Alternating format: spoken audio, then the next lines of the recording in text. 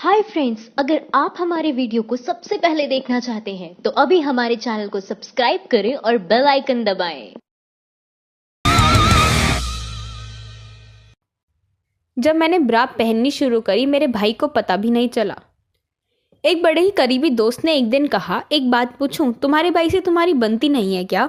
मैं सकपका गई। उसने कहा, असल में तुम्हें मम्मी पापा से फ़ोन पर बात करते हुए खूब देखा है, भाई से बात करते हुए कभी नहीं देखा, 1 मिनट के लिए भी नहीं। भाई से मेरी खूब बनती है, मिलते हैं तो घंटे बात करते हैं, शादी हो गई है उसकी। लेकिन दोस्त का ये सवाल जायज़ था। मैंने सोचा, पिछली बार भाई से उसकी शादी की सालगिरह के दिन बात हुई थी। वो ऑफिस में था, मैं भी ऑफिस में थी। शायद 30 सेकंड की कॉल थी। तब से 2 महीने हो गए। उसके पहले मेरे बर्थडे पर बात हुई थी, लेकिन उससे पहले नए साल पर। भाभी के हाथ में फ़ोन था तो आधे घंटे तक बात चलती रही। भाई से 1 मिनट के अंदर सिमट जाती है। पिछले साल जब मैं कॉलेज में थी, महीने में 1 बार बात हुआ करती थी, पॉकेट मनी भेजने के लिए। फिर उसके लिए भी व्हाट्सएप पर मैसेज भेजना शुरू कर दिए। हमारे दिलों में ठंडक तो नहीं, फिर भी ऐसा होता है। माँ बताती है कि जब मैं पैदा हुई थी, भाई करीब आने से घबराता था। वो हमारी जनरेशन का पहला बच्चा था।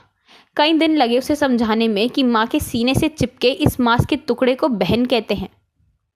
भाई लगभग 4 साल बड़ा था।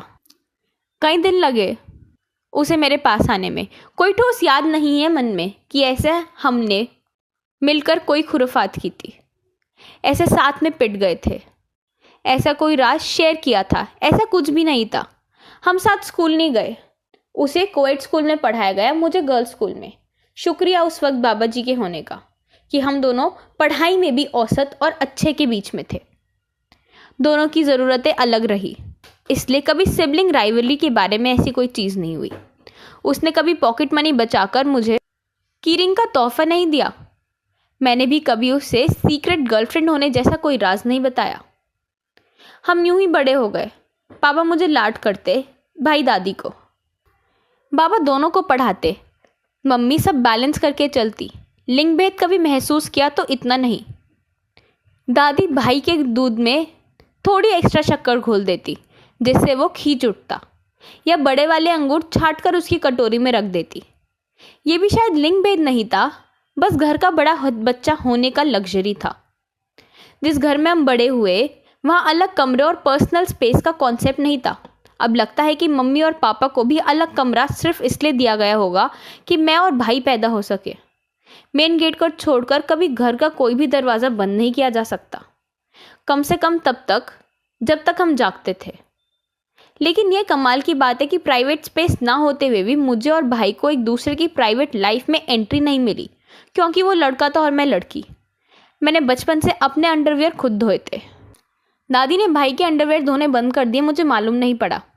जैसे मैंने सैनिटरी नैपकिन इस्तेमाल करने शुरू कर दिए, उसे मालूम नहीं पड़ा। मम्मी की अलमारी के एक कोने में सैनिटरी नैपकिन रख जाते थे जहाँ किसी पुरुष का हाथ ना जा सके। जाहिर है भाई ने कभी नहीं देखा होगा।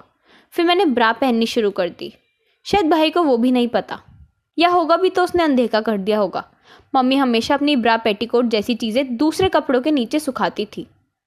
मैंने बिना कहे वही आदत अपना ली। टी शर्ट और तौलिए किसी भी कपड़े के नीचे सुखाती, क्योंकि भाई बड़ा हो रहा था। जिस लड़की को वो बहन कहता आ रहा था, उसके अंदर भी ऐसे जीव है जिसके स्तन हो सकते हैं, जिसको पीरियड हो सकते हैं, जो सेक्स कर सकता है, जो बच्चा पैदा कर सकता है। शायद ये बात अभी उसके लिए सही नहीं थी, ऐसा घर वालों का मानना था। एक बार पीरियड शुरू हुआ और घर में पैड ख़त्म थे। मम्मी ने भाई को अखबार के छोटे से पुर्जे पर लिख कर दिया, विस्पर, और समझाया कि ये दुकान वाले को दे देना, दुकान वाला खुद देख के दे देगा। ये भाई की मेरी पर्सनल लाइफ में पहली और आखिरी एंट्री थी, जब पहली बार पीरियड की वजह से पेट में भयानक दर्द हुआ। भाई की पहली टिप्पणी थी, कल उसको चाउमीन नहीं खानी चाहिए था, देखो नुकसान कर दिया।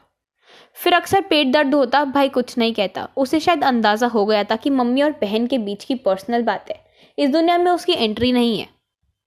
फिर जब मैं बाबा या पापा से चिपक कर बैठती, दादी की तरफ से कमेंट आ जाता, अब बड़ी हो गई है, चिपका ना कर। ये सब सुनकर भाई को शायद पता चल गया कि बहन बड़ी हो गई है। जो इक्के दुक्के झगड़े हो जाया करते थे हमारे बीच, वो अनकही चुप्पी में बदल गए कि हम अलग हैं, हमारे शरीर अलग हैं। ना वो अब डांटता, ना नाक छीटता। उसे शायद मालूम नहीं था कि जिस बहन को पीरियड्स होने लगते हैं उसके साथ कैसे बर्ताव किया जाता है। फिर भाई शहर छोड़कर चला गया। बाबा को उम्र ने लीर कर दिया। घर में औरतें ज़्यादा हो गई। अब दर्द के समय मुंह ढाँप कर रोने की बजाय खुलकर कहराया जा सकता था।